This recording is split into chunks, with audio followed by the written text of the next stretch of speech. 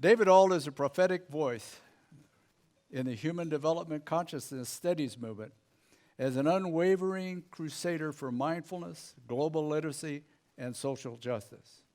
His singular intention has always been bridging our collective forgetfulness into our great collective reawakening. As an award-winning author and global humanitarian, David abides by the motto that people would rather see the lesson than hear one. He is a recipient of the first Walden Award for Social Activism, given by the Consortium of Global New Thought Organizations, as well as the Be the Change Award from the European New Thought Council. David is the founder of Kaleidoscope Child Foundation, whose mission it is to advance vulnerable children in communities worldwide with sustainable education, life skills, and fresh water. Being more than 14 years ago, Kaleidoscope now operates in schools in Cambodia, India, and partners with literacy programs throughout Guatemala and the United States, serving more than 1,000 children annually. And if that's not enough, he's an adventurer at heart. He has hiked the Inca Trail to the ruins of Machu Picchu in Peru, trekked across the entire country of Spain on the ancient pilgrimage known as the Camino de Santiago, and summited Kilimanjaro in Africa, all in 1 month. No. He has served as spiritual leader for the Spiritual Living Center in Atlanta for 9 years. On a personal note, David chaired my practitioner panel in Atlanta. Special time. His music is legendary, and his song Union of Hearts was a focal point in Kate and my wedding. It is my honor to present the Reverend Dr. David Ault.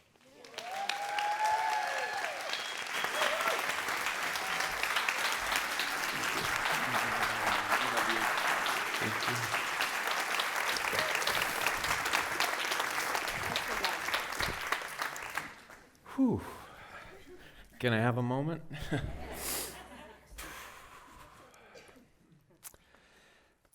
You know when you think you know something and then you find out you don't know anything? It's kind of where I'm at. You think you know what love is, and then life takes you on an extraordinary journey so that it can strip away any of the falseness of that and show you the undercurrent of that beautiful reality. So I can say in all integrity and sincerity that I am just simply here to love you this morning. Yeah. So 1 month post-op surgery, heart surgery.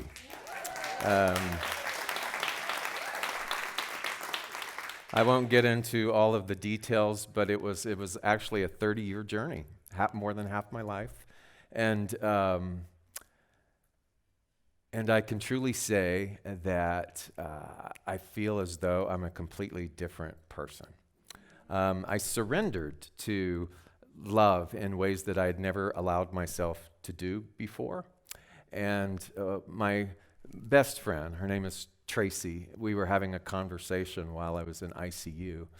And I told her that one of my greatest desires was to expand my network, because having been a senior minister, life can become very consumed with all of the duties to run that center. And you don't get to necessarily meet a bunch of other people in different spiritual circles and different paths. And I have been a closeted Ram Dass devotee for most of my life. And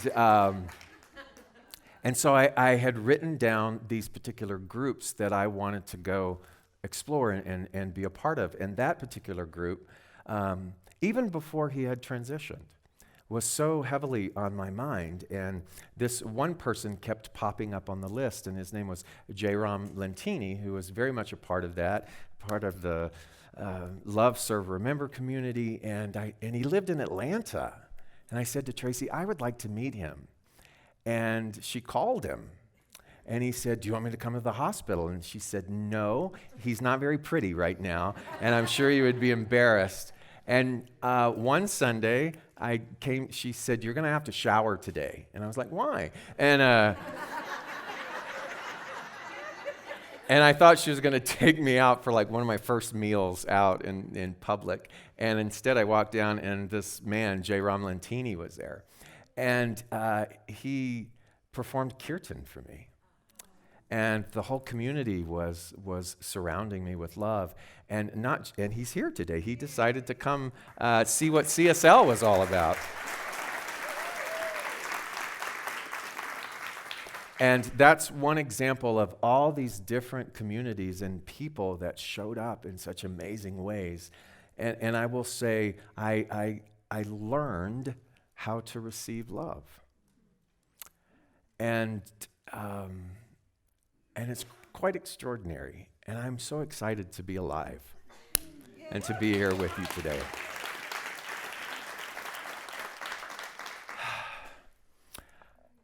Do you ever find yourself asking, what are we doing?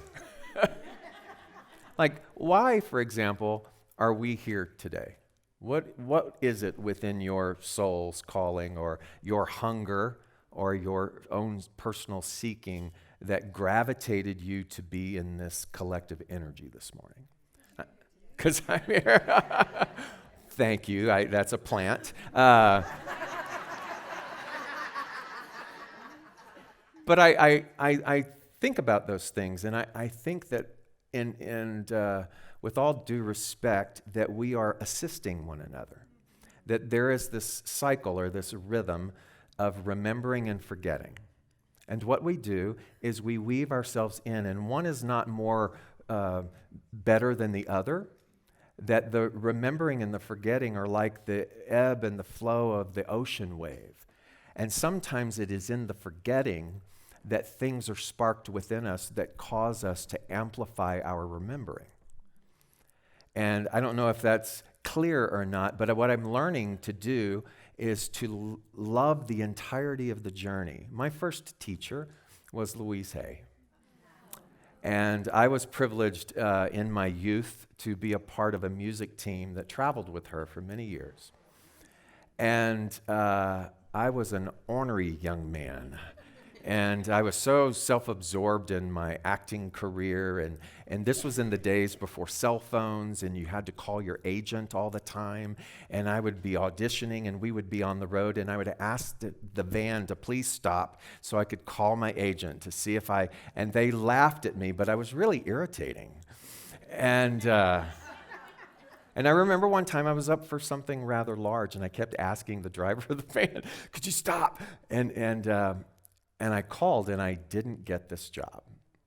And I remember walking back into the van and sullen and disappointed and angry. And I was actually in the seat next to Louise. And I started on this riff of, if I had just been born in a different family, if I had just had this wouldn't have happened to me. And she just sort of patted my knee, and then she had these nails, and she dug them into my knee. And she said, listen, you are here to learn how to honor the entirety of your journey. Because, and I never forgot that, and I still have the marks. But this idea of honoring the entirety of our journey, I'm very guilty of wanting things to be over with, that are the ebb, that are the forgetfulness, rather than learning how to embrace all of that. There were moments in this heart restructuring journey that I just wanted it to be over with. And last year was one of the most challenging years of my life because I just wanted it to be over with. And yet, now as I stand here before you this morning, I see how crucial all of that was in the unfolding of my ability to be able to remember at an entirely different level, to be able to receive at an entirely different level, to be able to humbly stand before you this morning and to talk about something as indefinable as love with a little bit more clarity and a little bit more integrity, and not intellectual, but actually from the portal of this thing that is our life essence. And I go, that's what it's about. And I don't subscribe to the sage on the stage thing, because I think that you're teaching me as I'm attempting to teach you. And so what we are doing is we are in a collective soul classroom. And in this soul classroom, we are all in varying points of this rhythm of remembering and forgetting. So the times that I'm forgetting, you're helping me remember. The times that you are forgetting, I'm hopefully helping you remember. And such is the nature of companionship and community. And isn't it beautiful that we can be in either of those places and not judge the other person for that, but to hold them in a special place, a place of sacrosanct and beauty and honoring, seeing the constancy of the divine in them, and recognizing the value of where it is that they are. And so I find that in this process, this rhythm of remembering and forgetting, that practicality is important. You know, we can throw out big concepts, right? And they remain concepts. But how do they drop down into application? How do they drop down into embodiment? And I hunger for ways to bring that embodiment more to life. I hunger for ways to assist me in the transitioning from my forgetting to my remembering. I don't know about you, but I'm always open and receptive. My constant prayer is, teach me. I'm teachable. Let me have beginner's mind. Let me never be in a place where I utter those horror words, I know that already. Let me be the continual student. Let me be forever humble so that you can blow my mind and you can blow my heart so wide open that life becomes one continuous divine evolution. So that's my prayer this morning. Does that sound good? So in our teaching, what we understand is that our thought, this atmosphere of our this thing called consciousness, that is where life begins, that is where manifestation, creation, form begins. And so there's this wonderful phrase that says everything happens twice, right? So it happens first where? In mind, in consciousness. When we have that urging, have any of you taken the Thomas Troward classes? Students would always cringe at taking Thomas Troward because he can be a little difficult to understand. But I loved teaching Thomas Troward.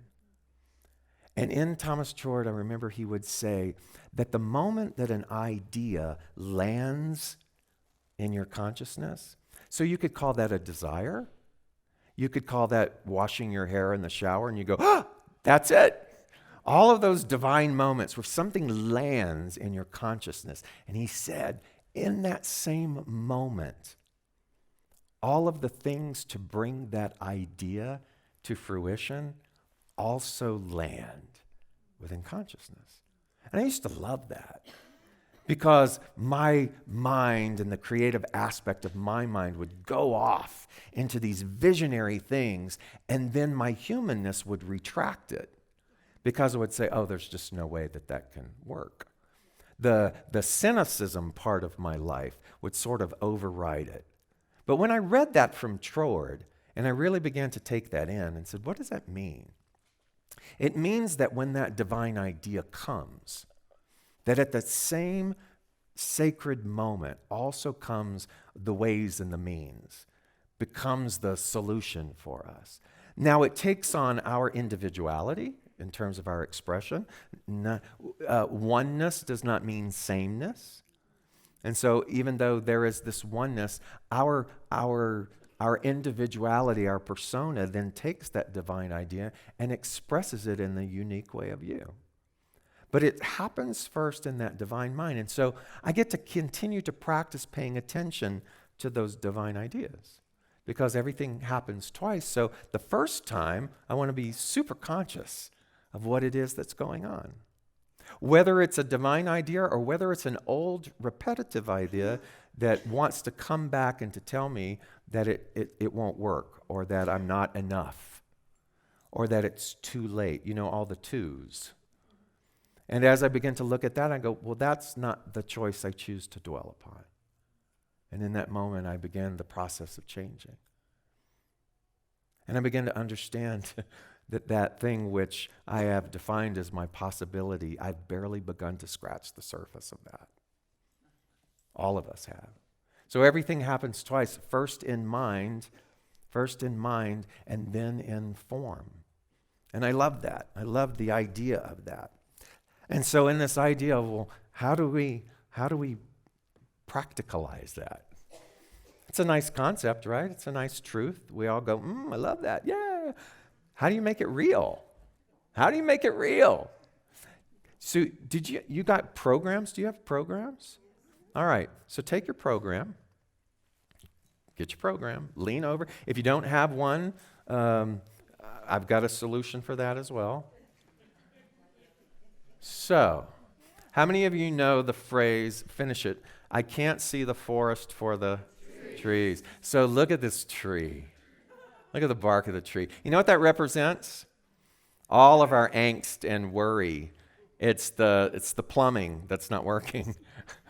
It's the student loan. It's the problem in the household with children and grandchildren. It's the illness. It's the anxiety that keeps me up at night. It's the wondering how something is going to manifest. So I want you to take your program and I want you to put it in front of your face. Go ahead. Go ahead. If you don't have a program, I want you to take your hands and go like this. And I want you to keep them up until I give you permission to bring them down. Keep them up. So what can you see? The program. So what you are holding in front of you represents all of the anxiety and the worry that we experience in human form. Keep them up. And so, even though your vision now is hindered, have you had a different reality before of what you could see? Keep it up, but you can just answer out loud. Have you had a different experience of being able to see more? Okay, so there is a divine memory there, right? But there is this part of our human path that the tree gets in the way. And so I want you to just not make the tree wrong, not make the blockage wrong, but just take a breath and say, I see you.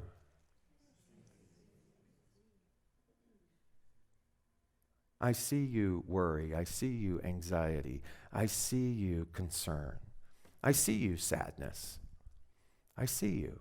And it's okay. It's a part of the rhythm. And now you can slowly take it down. I call that small r reality.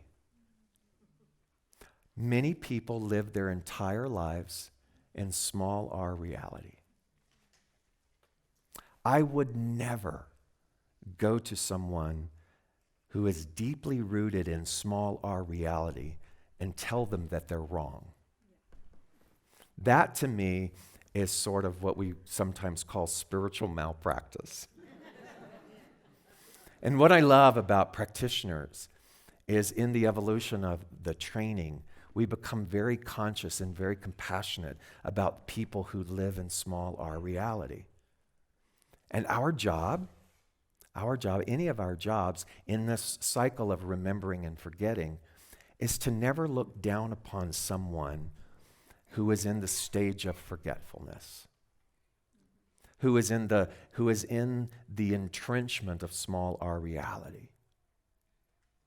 And yet, what are we at liberty to know in that moment? That there is something called a capital R reality. And that is a forest of infinite nature, a forest that even this photo will never be able to fully contain. What does the forest represent? Infinite possibility, things, again, that you and I have barely begun to scratch the surface of understanding, of comprehending, of being willing to allow into our experience, right? And so here's what happens. Some days, some Tuesday, we're here. And then maybe by that afternoon, we're here. And on goes this pathway of life. But here's the beautiful thing, is that when we begin to absorb and comprehend capital R reality, the infinite nature, then the duration of our small r reality begins to lessen a little bit. Have you noticed? Ooh, my drama has gone from a decade to suddenly being an afternoon. Yay! Yay me! Let's go be forest people. And so what I want to be is a forest person as much as I can. And what does that require of me personally? What does that require of you personally to be a forest person? It is to do our devotion. It is to do our work. It is to do our prayers. It is to find that particular avenue of connection so that we can tap into and remember the preciousness and the divinity of who and what we are. Because the moment that we do that, the moment that we strengthen that, the moment that we become a forest person, then without even realizing it, you begin to affect all of the territory that your human form goes into. Have you noticed that? It's that ripple effect. It's that energy that emanates from us. And you're not trying to do it.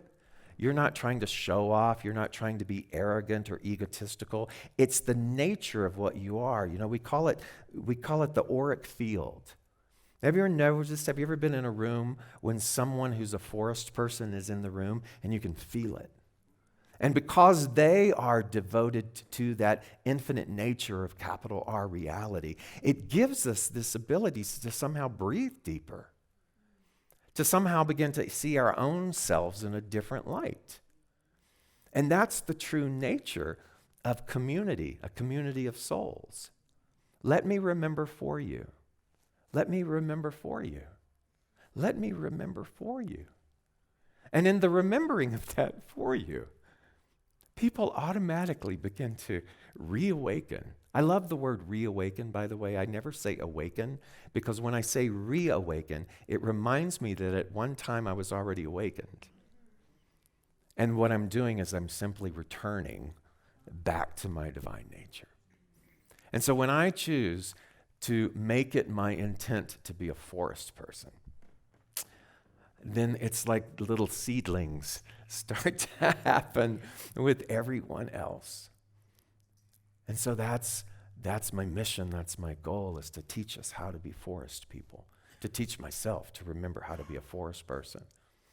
Our founder, Ernest Holmes, says there is no limit to the law.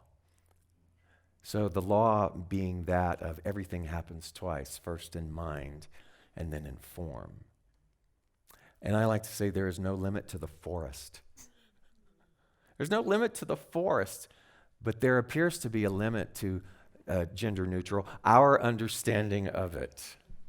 Our understanding of it. Have you found that to be so? Isn't that the beauty of free will? That you and I are so powerful that we can take something that's infinite and make it finite. We're so good. Aren't we talented? Here, let me organize that.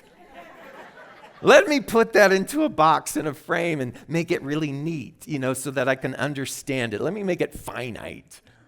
When what we're really doing is we are swimming in an ocean of love and possibility, and it's like we are explorers in a territory that we will never fully see. When I try to teach my students about the infinite nature of law and mind, I would use, and it's probably heretical that I do this, but I call it spiritual Costco. You ever been to a Costco? Right? Well, this is spiritual Costco. So what's different? Infinite aisles. Things that you will never be able to go down. And yet, here's what happens. This is an example of taking something infinite like spiritual Costco and making it finite. We become such creatures of habit. We get our basket, which is our intent, which is the intention. Everything happens twice. So the first thing is we get our basket. We go into spiritual Costco, and guess what we do? We tend to go down the same aisle and get the same rolls of toilet paper. By the same things, we put them in the collective basket of our choosing, when in reality, we could go down infinite aisles of possibility. And so that is what is afforded us. And so sometimes, here's the beautiful part about forgetting. Here's the beautiful part of what I will call human pain, is that when we allow that to be our teacher, it's as if the pain, the forgetfulness, pushes us into new aisles. Sometimes we fall down on our knees. So I was sharing with some people about my pain last year and how hard it was. And all of the feelings, the messy feelings that come up with that. And I kept referring to it as my pain. And someone very lovingly and very gently, as they listened to me, said, what if it's not your pain, but it's the pain? The collective pain of those of us who forget. And we've all been there, right? And so when we look at it from that perspective, and this sounds a little controversial or harsh, but we start to understand that our pain isn't special.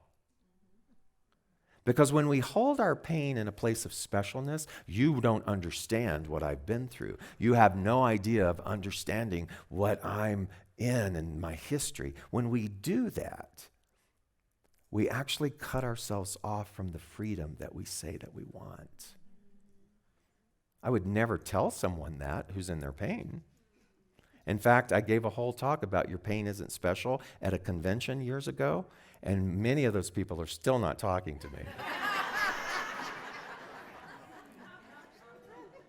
But I got it, and I thought, you gave a talk about this years ago, and now you're referring to it as your pain. See how I forgot? And someone lovingly, as a forest person, stood before me, cupped my face, reminded me that I was loved, and said, what if it's the pain? And in that moment, that holy moment, I let it go. And I saw that I had made that pain special. And so there's no limit to the forest. There's no limit to the forest. But there appears to be sometimes through the pain, through the humanness. And how beautiful it is that we are able to get these so we can be able to see more clearly. And I don't know about you, but I have about 13 pairs of these scattered all over my house. I never really put the symbology together before, but they're in the bathroom, they're in the car, they're by the bedside, they're in drawers, and they just keep multiplying. And I say, yes, in forest vision. Forest vision. So I find myself many times at crossroads of forgetfulness. And it's in those crossroads that I'm glad that I have the ability to remember and to find things. One time, years ago, Tim was referring to my work overseas. I was in Cambodia, and it was the first time that the onslaught of global poverty was in the face of the people that I was taking on a tour there. And it's a very long story that I'll save for another time, but we chose as a group to do something. And in choosing to do something, which was a one-off, something happened to me. There was a resurgence, a breaking open of my physical heart, as there were hundreds of starving children on the banks of this riverbed, and we chose to feed them. It was a simple act, but it was a logistical, difficult act. And when we did this, I can only describe to you, and words diminish it, my heart burst open. And in a wellspring of primal emotion, in a pontoon boat, in a smelly waterway in Cambodia, I remembered this.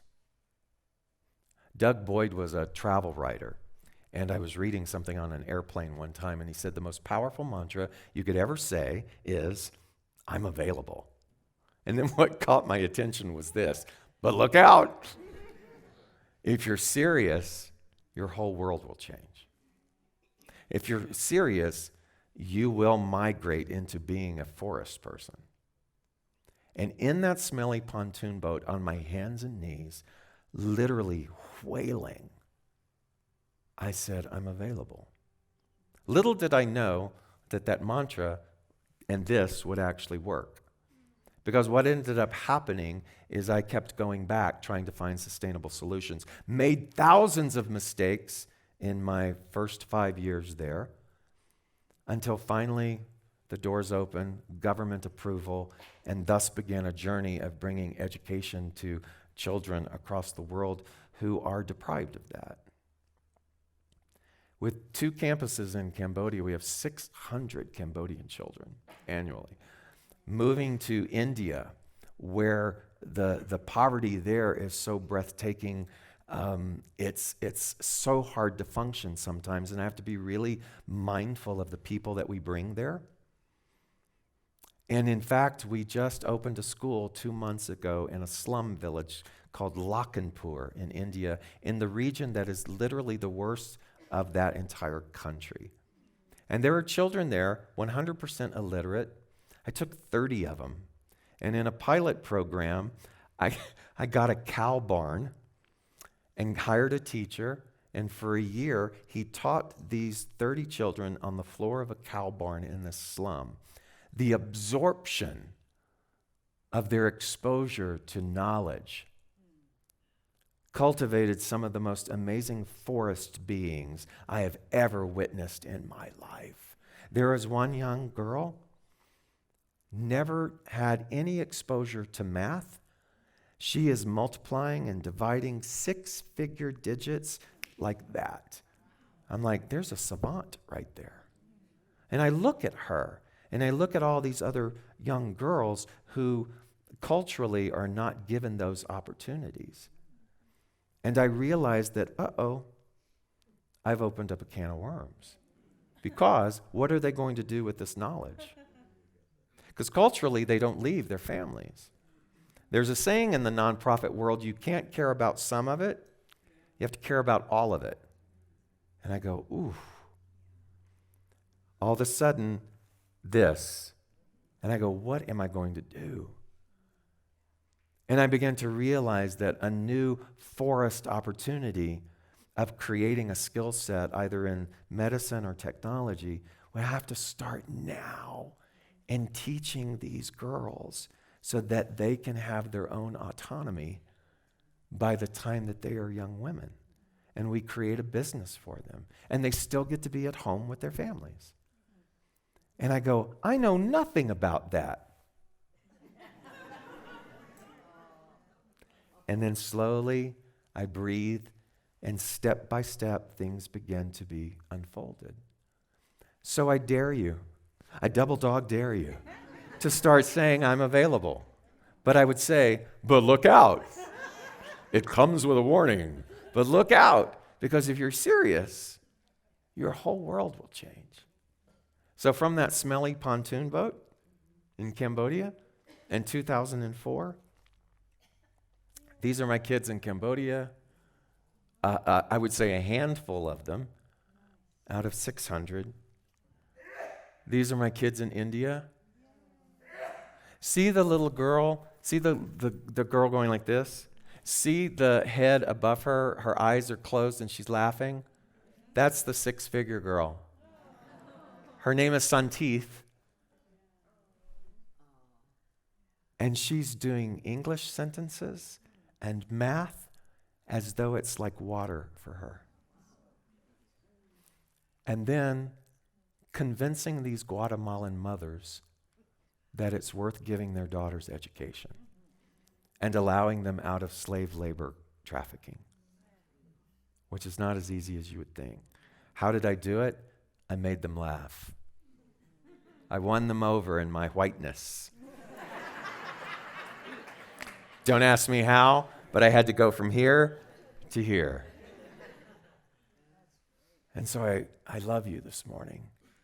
And I want to remind you that all of us have the capability to allow both sectors of that rhythm to be forest people for others, but to also remain teachable, even in those moments of our small R reality.